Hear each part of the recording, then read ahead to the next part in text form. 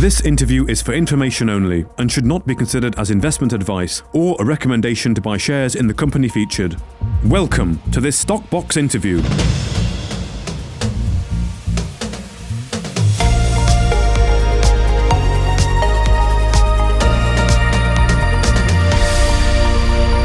Joining me today from Minds and Money Connect in London is Andy Caruso, the CEO of New Moly. So thank you very much for joining us today. How are you doing? Yeah, really well. It's great to be in London, and it's a mood of optimism at the Minds and Money conference. So. Well, give me a sense then, because the sense I'm getting is people's diaries are pretty packed. Yeah, which is great. So we've got about 30 meetings lined up, and there's a lot of interest in our commodity, which is molybdenum and or Moly for short. So we're looking forward to bringing people an understanding of the opportunity in our company. So Indeed. Well, molybdenum then. Some people struggle to say the word. I've heard multiple different Moly, pronunciations of it. But Moly. Yeah. What is it? What does it do? What's the industry for it? Yeah, look, Moly is a really important metal. It has tremendous anti-corrosion, anti-acid, and a very high melting point. So it has applications predominantly in structural and stainless steel. Okay. But today, many applications in industrial, consumer, medical, aerospace, defence. So it's an important metal today, but it's also a metal that's important to the green energy transition. So it's an important constituent in wind turbines, in geothermal, in solar panels, and for pipelines and so forth, and even potentially for hydrogen fuel cells as well. So, the growth and demand projected going forward is strong. There's a lot of supply challenges at the moment. So we think a project in Canada, first world jurisdiction with standards, can bring security and stability to the molybdenum market. So much of molybdenum is produced as a byproduct of copper, and that brings about volatility in grade as well as volume. So downstream users, I think, are really looking for projects like we have to bring that stability and security. Okay. So does Moly often work in conjunction with other metals to go into a mix of an application within the green economy and electrification, that kind of? So look, it's an important, increasingly important in the automotive industry. So it's used with niobium to make stronger, lighter car bodies. It's also important in its guise as stainless steel for use in cladding buildings and making them more energy efficient, because has properties that reflect sunlight and so forth. So it's tremendously versatile and increasingly becoming important for the green economy. So. And what's the market looking like then, the outlook for Moly? Where is it now? Where has it been? Where is it projected to go? Demand forecasts, most of them say sort of a 2 to 4% compound annual growth rate. Okay. So a strong sort of outlook for demand. Supply has been really disrupted and impacted by challenges in South America as well as in China. So, about 50% of Moly is produced from China. And, a greater proportion also is produced from South America. I think with some of that supply disruption and a projected supply deficit, there's a real opportunity to bring in, new sources of Moly into the market. And we think we've got the ideal project in northwestern BC. Well, indeed. So your projects are in Canada there, so nice homegrown for the North Americans, because your security of supply is extremely important. Talking to someone who's representing the US government here earlier today. They got the critical materials list, and he's looking to really secure partnerships, because I think the United States are pretty concerned where they're going to secure some of these critical metals, considering how much China has cornered the market.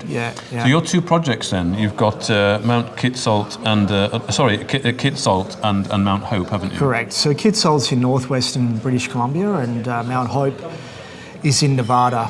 We really see, with the criticals minerals profile of Moly in Canada, with a First Nations agreement and partner, with almost $200 million spent on Kitsault over the last 14 years, and a substantially permitted project, you've got the ingredients of being able to move ahead quickly.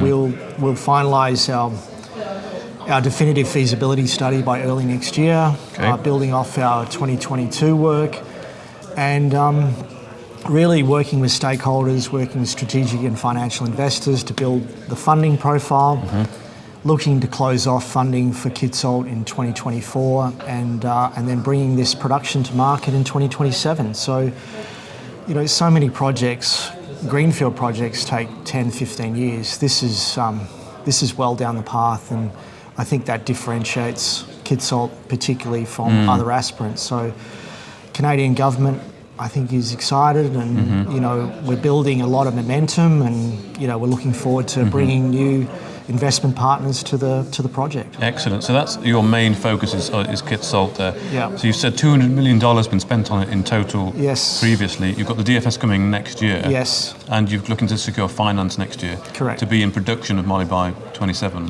Correct. Roughly speaking. Yeah. Give us a sense then of the size of this project, the opportunity of this project. What do you know already, and then what's left to prove up? Is it just the feasibility of effectively bringing it into production?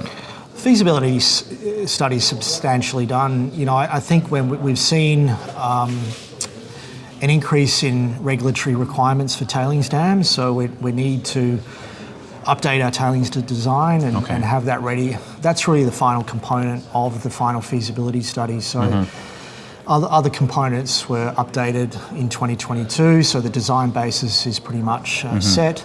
25 million pounds a year over 16, 17 years. So this project can produce around about 2 to 3% of global supply. So it's a significant new entrant, and one that particularly is attracting interest from downstream chemical and stainless steel producers. So. Well, that sounds very good on the numbers there. Just on the sort of resource, what are you talking about here in terms of a resource?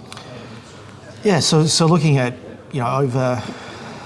in excess of around 300-400 million pounds of molybdenum concentrate. So and that concentrate is around about a 50% moly. So a significant reserve and a significant reserve of concentrate potential. So is there any more exploratory work to be done, or is it more now on the DFS and actually getting the financing? It's well defined, and it's pretty much now on a pathway to production, and looking forward to bringing partners on board this year and next. Bringing partners on board, excellent. In terms of the financing and the building of it, the capex, all that thing, that will come in the DFS that's due. Yeah, our 2022 estimate is around about $1 billion US. So we're looking to build an equity book of probably half that, and look at other forms of project and equipment finance. So, as well as the opportunity to gain funding potentially from the Canadian government because of the recent initiatives and the continuing support from Infrastructure Bank and other funds. There's opportunity to look to access those funds to bring about this important project. So, well, the project's well advanced. Getting into production, getting to the significant stages towards production very soon. Of course, you are a private company. You're not listed on the exchange. So investors can't just go and buy your shares. So what are the plans? What's the path to liquidity? Why are you here at this conference? Is that to interact to PIs, or to you talk to the real guys with the money? The whole spectrum. I think setting the foundations for our future listing, and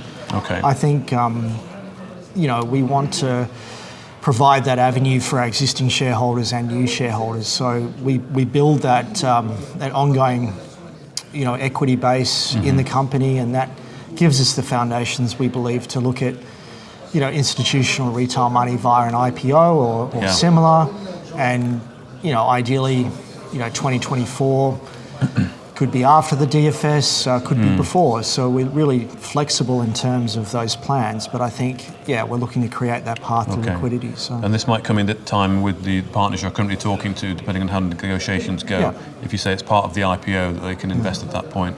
Any idea of what exchange you might go to, or is that dependent as well on? I think it can depend even on the investors and their jurisdiction. At this stage, we've considered Canada and the US. But who knows? I mean, we get traction in these parts, in London. There could be a basis to look at, listing here. So, those plans will be considered, but I think future is some form of listing, and whatever makes sense to provide that avenue for investors and for liquidity. So. Indeed. Well, thank you very much for introducing the company to us today. That's Andy Caruso, the CEO of New Moly. Thank you very much for your time Mark. here at Minds and Money Connect in London. Thanks so much. Thank you. If you enjoyed this interview, then give us a thumbs up, a like or a retweet. Subscribe to us on YouTube or follow us on Twitter and hit that notification bell to be the first to know when we release new content. There's loads of great content on our website too, across all our programs at stockboxmedia.com. Thank you for watching.